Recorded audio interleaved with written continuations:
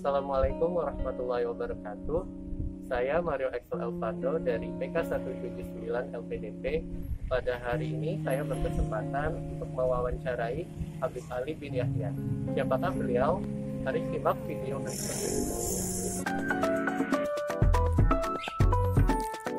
Habib Ali bin Yahya adalah seorang psikolog, ulama, jurnalis, penerjemah, konsultan pendidikan, dan peneliti sejarah. Saat ini, beliau membuka kursus penerjemahan, kursus penyuntingan, dan kursus penulisan biografi di Lembaga Kajian Khazanah Nusantara, Jakarta Timur. Hal yang menginspirasi dari beliau adalah, meski beliau bukan lulusan pondok pesantren, beliau telah menerjemahkan lebih dari 50 kitab dan buku berbahasa Arab ke dalam bahasa Indonesia. Selain produktif menerjemahkan, beliau juga telah menulis lebih dari 20 buku biografi dan menyunting lebih dari 60 naskah buku.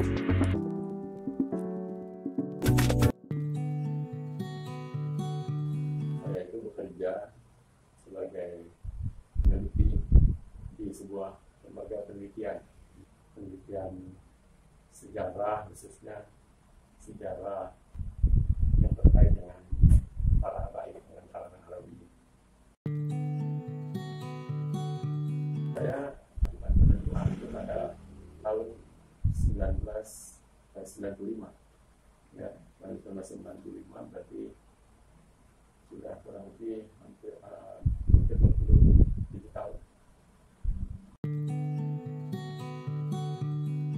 Saya memang tidak pernah duduk di bangku pesantren, tetapi di waktu kecil itu saya pernah bersekolah agama di madrasah. Jadi saya pagi di sekolah umum, siang sekolah madrasah. Madrasahnya madrasah diniyah. Jadi bukan madrasah seperti sekarang, seperti Ibtidaiyah. Sekarang kan sebenarnya itu hampir sama dengan SD. Tetapi dulu saya, madrasah yang saya ikuti itu madrasah yang semata-mata pelajarannya agama saja. Saya sempat mengikuti pelajaran di madrasah Ibtidaiyah dan di madrasah Tsanawiyah pada perguruan Al-Jamaiyatul Wasliyah. Meskipun saya tidak sampai menuntaskan pendidikan saya di madrasah Tsanawiyah Al-Wasliyah tadi, tapi setelah itu saya terus belajar, ya, baik bahasa Arab maupun ilmu agama yang lain dengan cara mendatangi guru-guru, para kiai, para habaib, para ustadz di Jakarta. Saya belajar kepada mereka. Dan alhamdulillah itu terus berlangsung dan sampai dewasa, bahkan ya sampai sekarang lah. Gitu. Saya masih terus berusaha untuk belajar kepada para ulama. Saya merasakan memang di awal-awal saya menjadi penerjemah itu ada cukup banyak kesulitan, ya. Karena saya dulu ketika pertama menekuni bidang terjemah ini, saya memulainya tanpa pernah mendapatkan bimbingan dari orang lain. Jadi saya hanya mencoba saja sendiri, mencoba memahami sendiri tanpa pernah mengikuti pendidikan atau bimbingan dari orang terkait dengan bidang ini secara khusus. Namun di awal-awal itu supaya bisa menghasilkan terjemahan yang bagus, saya sudah berpikir bahwa saya seandainya ada kesulitan dalam penerjemahan, saya harus bertanya pada orang yang memiliki kemampuan bahasa Arab yang benar-benar bagus. Maka pada saat itu, setiap kali saya menerjemah bagian-bagian yang sulit, saya konsultasikan kepada guru saya, yaitu Kiai Haji Saifuddin Hamsin. Saya berupaya untuk terus meningkatkan kemampuan saya. Ya, jadi salah satu prinsip saya itu bagaimana caranya supaya dari waktu ke waktu kemampuan saya itu terus meningkat, gitu ya. Itu yang saya pegang dulu. Jadi saya tidak pernah merasa bahwa kemampuan itu sudah cukup sehingga tidak lagi berusaha menambah atau meningkatkan, tidak. Saya berusaha untuk terus menambah karena karena menyadari bahwa sebanyak apapun kita belajar masih banyak lagi yang tidak kita ketahui, apalagi kalau kita tidak belajar begitu. Di samping itu juga saya berupaya untuk memanfaatkan semaksimal mungkin apa yang ada. Maksudnya seperti katakanlah referensi-referensi yang ada tidak banyak yang saya miliki, mungkin sangat kurang, sangat jauh lebih sedikit dibandingkan kawan-kawan saya yang misalnya rajin mengoleksi kitab-kitab, rajin mengoleksi referensi-referensi. Tetapi apa yang ada saya berusaha manfaatkan benar. Saya bisa manfaatkan benar, dan juga saya berusaha mengambil dari yang lain, apakah dengan saya meminjam, saya copy dan sebagainya.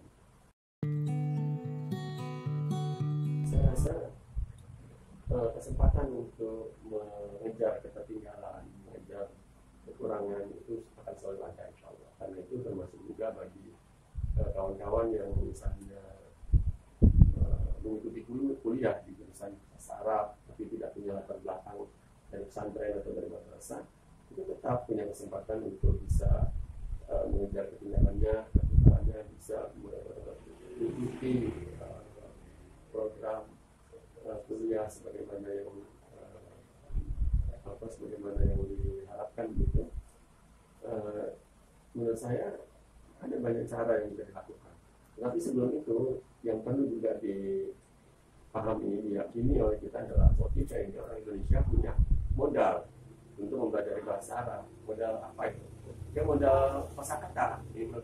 Jadi sangat banyak kosakata dalam bahasa Indonesia ini yang asalnya dari bahasa Arab. Ya, itu sudah menjadi modal tersendiri bagi kita. Artinya belum kita belajar bahasa Arab pun sudah cukup banyak kata-kata yang sudah kita ketahui. Ya, ini seharusnya modal awal ini dijadikan sebagai katakanlah penyemangat gitu ya, bahwa kita tidak memulai dari nol sama sekali sesungguhnya ketika kita mempelajari bahasa Arab, karena kita sudah mempunyai bekal walaupun sedikit ya. Kemudian juga katakanlah dalam kita mempelajari kata bahasanya, dalam beberapa hal tertentu bahasa Arab juga memiliki kesamaan dengan bahasa-bahasa lain, baik bahasa Inggris maupun bahasa Indonesia gitu. Ya, itu juga harus kita manfaatkan. Terus kemudian saya rasa karena sekarang ini kesempatan untuk belajar itu terbuka luas, karena sumber-sumber informasi, sumber-sumber belajar itu sangat banyak. Jadi sebenarnya kesempatan yang dimiliki oleh mereka yang ingin mempelajari apapun termasuk sastra ini sangat terbuka. Jadi di samping bisa membaca buku-buku yang ada, bisa mengikuti kegiatan-kegiatan yang mendukung untuk menguasai bidang itu, juga bisa dengan memanfaatkan berbagai hal yang bisa kita dapatkan dari internet misalnya. Ya, saya rasa semua itu asal dimanfaatkan secara maksimal akan sangat membantu kita dalam rangka mempercepat penguasaan kita tentang bahasa Arab. Ya. Dan juga yang hal penting itu bahwa memang untuk mengejar penguasaan bahasa Arab ini diperlukan katakanlah sifat-sifat dan kebiasaan-kebiasaan yang benar-benar akan mendukung kita untuk bisa menguasai. Di antaranya sifat kesungguhan, ya, sifat sungguh-sungguh dalam belajar, kemudian juga rasa ingin tahu yang besar, kemudian kesabaran, lalu juga mau belajar kepada orang-orang yang lebih bisa dari kita, pada siapa saja, bukan hanya pada guru-guru kita dan sebagainya. Di samping juga kita perlu membekali diri kita dengan berbagai kelengkapan yang diperlukan untuk itu. Misalnya kalau kita ingin belajar bahasa Arab, ya, buku-buku yang terkait dengan pelajaran bahasa Arab, termasuk referensinya, misalnya kamus dan sebagainya, memang sebaiknya kita miliki ya, supaya bisa kita mempelajari dan menguasainya secara maksimal. Saya rasa itu diantaranya yang bisa saya sarankan. Itulah dia wawancara saya dengan Habib Ali bin Yahya. Semoga dapat menginspirasi teman-teman sekalian, dan terima kasih sudah menyaksikan.